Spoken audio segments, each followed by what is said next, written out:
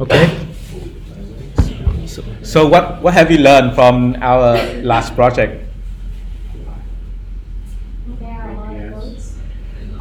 Notice how I wanted to ask you to show me your GitHub page, right? And then show me your commit logs and then pull request logs. Why did I do that? Because I want to see how neatly you guys do. So here are the rules, conventional rules. So each pull request should reference to a user story on issues, right?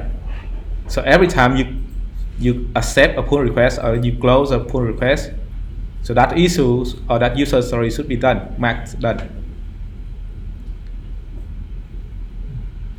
Okay. Break everything into small steps, is what you're saying each time. If you're doing one thing, just do that, then push it into master, put that through, do another one, but don't put it all as one big chunk and be like, right, Monday morning, here I go, boom. Yeah. We're supposed to get into master one feature at a time, guys. Yeah. Each pull request, ideally speaking, should fix or should implement one feature. This just depends on every single company, right? Every single company is different. But typically, most companies they'll create issues, and each issue has to do with exactly one feature, and each pull request will solve one issue. So you guys got some practice with that. Just know that it depends on the company, but this gets more complicated. The part where you do the pull request and you document it, because just like we say right here, man, documentation isn't only about writing it down how it works. It's writing down what you did to change it, all that other stuff, taking screenshots, comments, etc. And for every pull request, you should say some message, not Hui. Hui doesn't make any sense, right? You should say something meaningful like, I fix this. How? By doing this step, like this. I remove something in your code and then add something here. Make it clean and meaningful. Okay?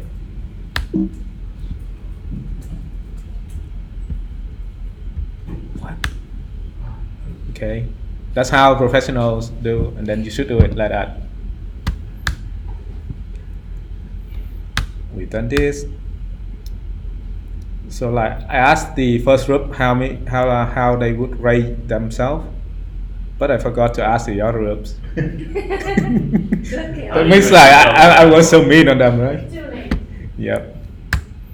Okay, how do you feel about your project right now?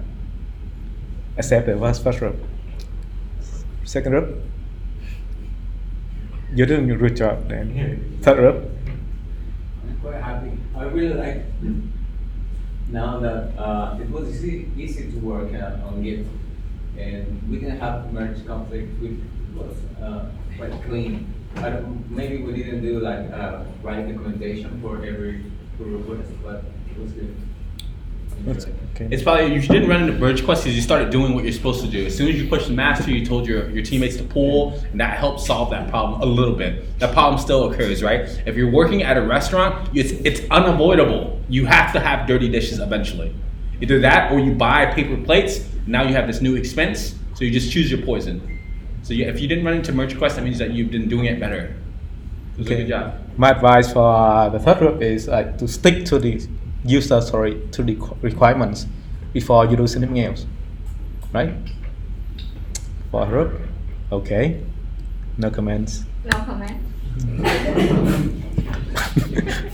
Okay, I can see that you're doing a good job with the teamwork here, especially the second group. They start at 3 o'clock. That's insane. Can you go back to the previous slide? What was that? Was it just not necessary? Oh, is this what we're meant to do? Okay, so Yeah. go on, continue. So you know how what you should do, right? By now, So, what you should avoid. yeah. Okay, how you can improve it, and the best practice. Please comment on your code so people will understand.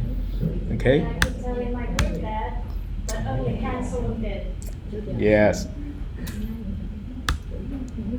Okay, share feedback. Okay, why is the GitHub issue project is important? Because it's complex enough. Okay, when you learn how to manage state, then You have teamwork, collaborations. And now you understand why React is useful. Out of 4 groups, I only see one use multiple page, which they use router. Which is the last feature, I think, right?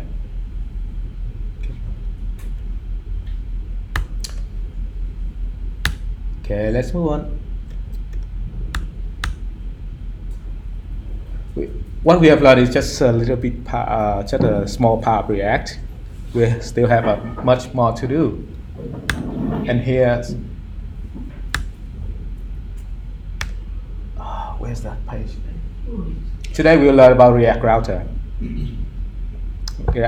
which is very important for our app, because what we have learned now is just a single page app, right? We don't have any other route. And why should we have it? Why should we use React Router? Click back. Not really, not really. Just for the back, yeah, we all want to click back. What is React Router?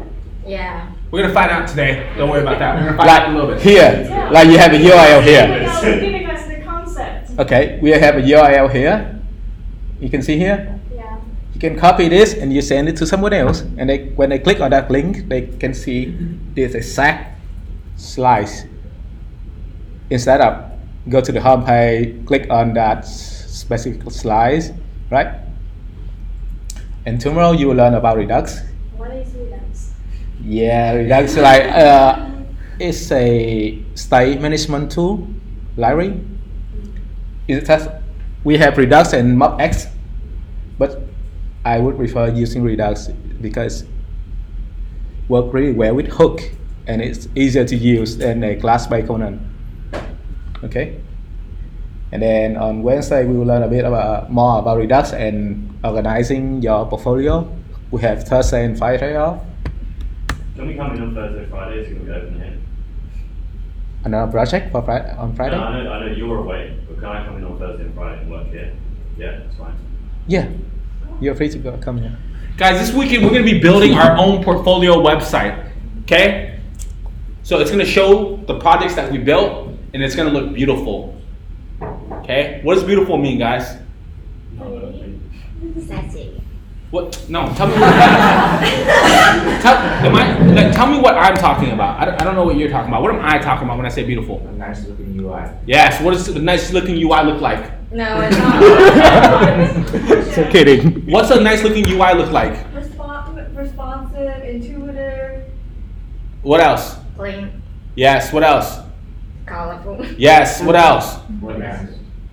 Icons, shit like that. This project needs to be like week 1's projects, like the Spotify, like the Google. There needs to be hovering animations. That's one thing that like I'm gonna make it more of a point in future classes, that like just because we're moving on to more complicated concepts does not mean we forget about what we learned out in week 1, right? We need to be able to hover something and see it change colors. One group did that. I think it was Hyde's group. You guys hovered over the user's name and we showed a little pop-up thingy, and it showed the picture of the user and some other pertinent information. We need to have lots of those, because those little micro interactions, those actually make a difference. You know, that they make a difference in your UI, and we need to get in the habit of just doing it without someone telling you, right? We should just be able to come up with that shit off the top of our heads if we're a good developer. And this project actually is the most important one. The second most after your final project. Okay, because you are going to show your portfolio to your employers at the end of the course. So you should start now. And feel free to work together. Okay? Make it beautiful.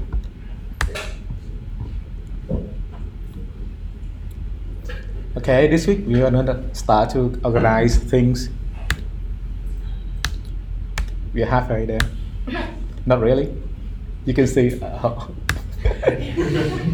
After this week, we're halfway done with the class, okay? Yes, software development is a very, very long road. Everything, if you guys learned everything we taught you guys, you still got like a million miles left to go, to be honest with you, man. Like, I'm not trying to make you guys sad or anything like that. I want you guys to know, though, that I didn't just go to coder school and learn and I quit learning. That's not what happened, okay? And if you guys expect that to happen in your careers, you should probably just go ahead and quit right now, because that's not going to be the case, right? I'm going to show you guys a video later of what the people at Facebook are working on in terms of React. And I'm trying to tell you guys that like this shit gets more complicated. It gets a lot more complicated when you start introducing concepts like performance, server-side rendering, and some of these issues right here. What have you learned for the last 5 weeks? Coding, Googling, debugging. I think that's it takes most of the time. Debugging, teamwork, learning. Yeah, you learn by doing. And the last one, not giving up. Okay, there's still too much to learn, man. Refs, suspense, hooks, context. They are more advanced stuff. Yeah, we learned about hooks though, right? Everyone here should know what a hook is at this point. Just a little bit of hooks. Just know that like in our class, man, we don't have enough time to cover everything. That's just the truth, right? Just like in college, man. If you guys want to like, in college, they can't teach you everything in 3 months. They have 4 years to do that. We only have 3 months, okay? So like, just know that like, the expectation is when you guys get out of this class, you guys are going to continue learning, and when you go get a job somewhere, you're still going to need to learn some more. So there's a lot more to talk about, but this is the most important concepts that we've covered over the last 2 weeks of how to build a dynamic and beautiful website.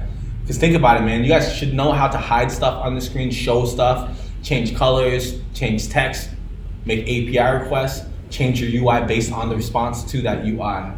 But these are things that are like just more higher level of like how we can do things better, per se. So does anyone here know what the 20-80 rule is? 20-80 rule? What's the 20-80 rule, Ed? It applies across a number of things. Basically, usually, say users, 20% of users will generate 80% of your revenue in a typical business, basically, and that applies across loads of different areas. Yes. 20% of your effort on like coding will be used. Like you'll write loads of code, but 20% of it will be used 80% of the time. Exactly. So basically, how it relates to programming is that like what we talked about with the React world is 20% of the work that we need to know how to do. But this 20% is going to lead to 80% of all the shit we're going to do. And the next 20% is all of this stuff and some other stuff, right? So it's just like, it's called the law of diminishing returns. It's based on the law of diminishing returns. The first time you do something, it has the biggest impact. But as you do it more and more and more and more, it becomes less impactful, right? So the first 10,000 hours you spend learning programming, you're gonna learn a shit ton. But the next 10,000 hours you spend, you're only gonna learn a little bit more, right? Or not a little bit more. Obviously, it's a much more complicated issue, but it would have been impossible to tackle that issue without the foundational knowledge. So just know that there's more to go, and but we need to move on because we need to do other things as well. So here's the most important part of today, React Router. React Router is a higher components library, higher order component library. What does it mean? It means like you can wrap the library, wrap other component inside the routers, and then you can pass the props from the built-in props of the React Router to those children components. But it's kind of complicated, but you get used to it when you actually do it, okay? Basically just you to pass through functionality props to the children's components, okay? That's called higher order components. And with React Router, you have some free functions like history, push. Push means like you want to go to another page, right? Click on the button, you go to the next page, you push the URL to the history. That's how confusing, right? But you know how to use it. Okay, go to here. This is our learning page for React Router. Basically, it has all of the stuff we need to know. You can see on the left hand side here, go to Quick Start. In order to use React Router, you have to install React Router DOM. Okay, npm install, and then import it. For every component you want to use, import it. Here are the most important one: routers, route, and links. They are the most important one. 3 of them: router, route, and links. And you often use switch. What is switch? JavaScript function. It's kind of like a switch. Switch case. If you don't have switch here, right? It can go if it meet this condition. Okay, you render this component. It's also render this component. Maybe so. For example, if you have something like can touch it? No. Basically, like it will render all the components that meet that exact condition. But if you use switch, it will only render the first one that meets that condition. Okay, only the first one. If you use switch,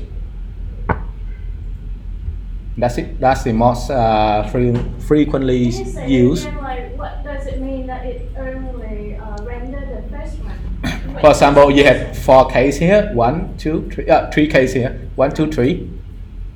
It will only render the first case Why? because you use switch. No, but why is it? So you're saying that it renders about every time? No, it will render. If we look on the screen right now, the path at the very bottom home right here, you'll see that the path at the beginning also matches this one. So sometimes if we don't use it correctly, the home page will render as well as the about page. Yeah. Because this path is also fit inside of this one. What path is this right here, guys? Home. What else? What's another word? Root index. Root path. Root path right here. There is no additional URL. Let's think about. We're gonna demo in just a second, okay? Yeah. Can you demo that? This one? Do it. Okay, guys, you guys will see the application that we built this weekend. This is it right here. What's the URL? Candidates. /candidates, right? But we go to /home, you guys will see a punny headline. This project this weekend, I want you guys to add a bunch of fucking content to your portfolio. I don't care if you don't know what to write about. Copy and paste some shit from Bootstrap.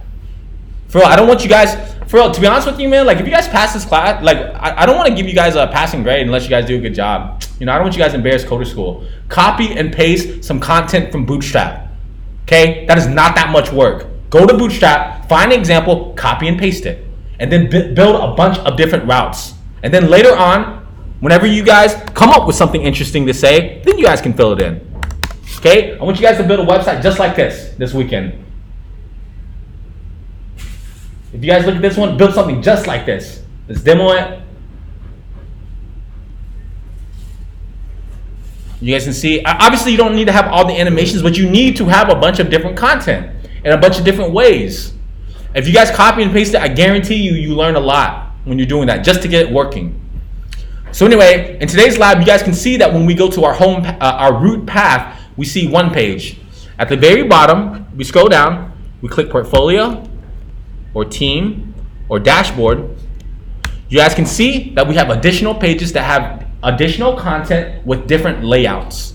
Okay? I promise you, all I did was copy and paste this shit. Okay? Additionally, you guys will look at the prompt that you guys see up here. You see how this one page right here, we actually have some meaningful data? This is significant for one thing, one very important thing. SEO. And I guarantee you guys, if you guys work at a business that wants to make money, they're going to want you to do SEO. Guarantee it. Unless you go work at Facebook and everyone already knows who it is. So just know that whenever you guys go to different pages, you also need to update the meta tags. You see how right here it just says Indeed hiring portal, and then over here it says job search and recruitment, blah, blah, blah. And over here it says some other different things. We also need to figure out how to do that. That's important for SEO. Okay? Once again, I want you guys to come up with a bunch of different pages with different content, just like this guy. I guarantee you the guy who built this right here, who built, I don't know, 20 different websites, and each one of these websites has a demo, and then you can see that that it's responsive, right? It's responsive, it's got its own text, the navigation works. There's nothing here, nothing that amazing, right? But I guarantee you this dude's got a job because he showed that he can do layout correctly. Just put the shit on the screen where it needs to be. Very simple. So we have a dashboard here. There's one more page. I'm showing you a couple more pages. I want you guys to have many pages. I don't know how, is that clear, everyone? Okay, I want you guys to have at least 3 pages with just different content. I don't even care what it is. Put it on there and make it look beautiful and make it look responsive. Because if your final project, if it looks like crap, you know, like it's gonna be very difficult for you guys to walk into a room and say, hey, you guys should pay me a lot of money, you know, to come work here. Because you guys gotta understand, when someone hires you, they gotta pay for taxes and paperwork and insurance, and then they have to train you. Yes, software developers are highly skilled and highly sought after, but at the end of the day, sometimes hiring people is actually a lot more work than just doing it yourself. So you prove to your future technical lead that you know how to put shit on the screen in different ways, in many different patterns. Okay, so that's enough about having the multiple pages. Let's go back to the functionality. You guys can see that if we go to our candidates page, we can click on candidates, and then we can see a list of candidates, right? We can remove candidates. And I'm not sure if this will work now that I think about it. We refresh it. Oh, it's still there. I need a demo on my app because the API is a local app that we're gonna build in just a second. We're gonna show you guys how to do this. But we can remove candidates. We click edit.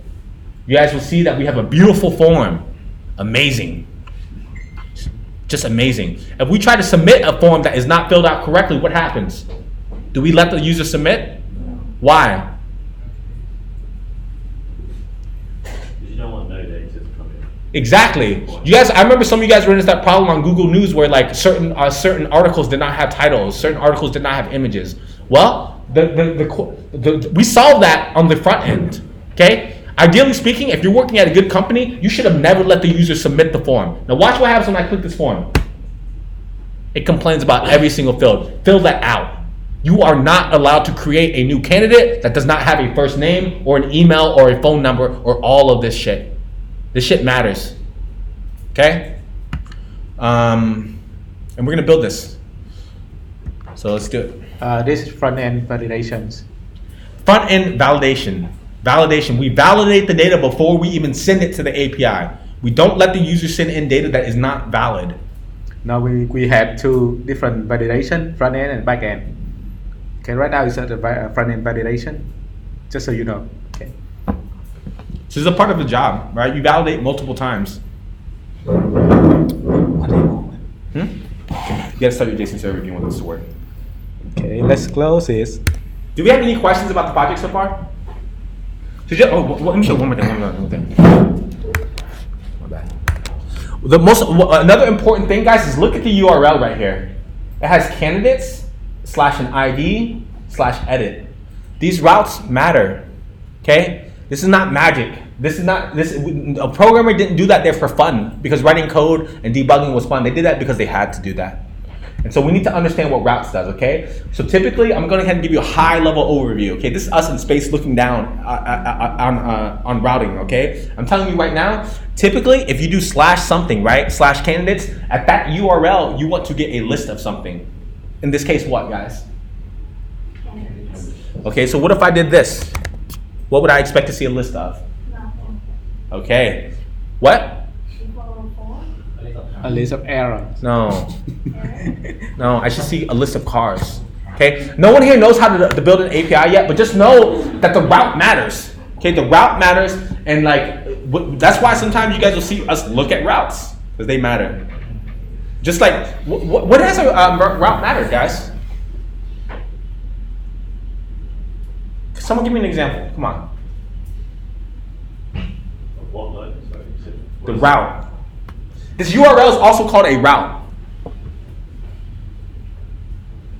That way you don't have a lot of codes on the app.js. No, give me an example of how the URL matters. When you Google search results, it looks like Yes. Didn't this weekend when we worked with GitHub issues, if we had to call a specific route, if we did something wrong, the API would have complained. So there was already a vivid example of this weekend of how the route matters. At certain routes, you're going to find certain data. At other routes, you're going to find other data. Right? Just like this. Nice. Okay. So watch what happens when we change it to 5. Change it to 5. 5 pound modal. Okay. That's a route. That's week 5 right there. Okay. Now what happens when we change that to a 1? Guess what week we're going to go to? Someone guess, please. Look what happens to the left. Week 1. Okay, so our URL will actually manipulate our UI. You can think of it that way. Right now, when you're front-end developers, you think about the URL as manipulating your user interface. But as a back-end developer, which some of you may get to learn if you make it that far in this class, that also is the route will determine what data you present to the client, what data you give to your client. Okay? So we're just going to now today, we're just going to figure out how to build an application that will respect multiple routes. Okay, very simple. Show certain content on a screen, show other content on another screen. Pretty simple. Do you have any questions before we start coding? Nice. Let's do this.